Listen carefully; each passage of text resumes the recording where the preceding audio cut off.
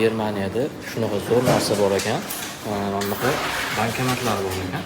Bu bankomatda odam hozir baklash hisobotida baklashni o'zini обычный 0,5 1,5 metrlik baklashga yoki banka solar ekansiz.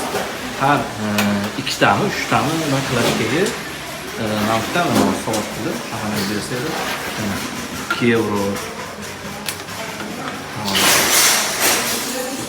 50 eurolik soldilar, 75lik soldilar, 3lik soldilar.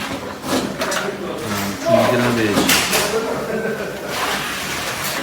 Keyin xuddi shu bankalar solingandan keyin necha pullik masalan shu baklashga solingan bo'lsa, o'sha baklashga mos bu yoqdan sent chek chiqarib berar ekan. U cheklar bu yoqda ya'ni liboy joyda ishlatsangiz bo'lar ekan u chekni. Ya'ni baklashkalarni pulga bemalol sotish imkoniyati bor ekan. Nima deb o'ylaysizlar? Sizlar ham agar qilsangiz shu narsani o'xshaydimi?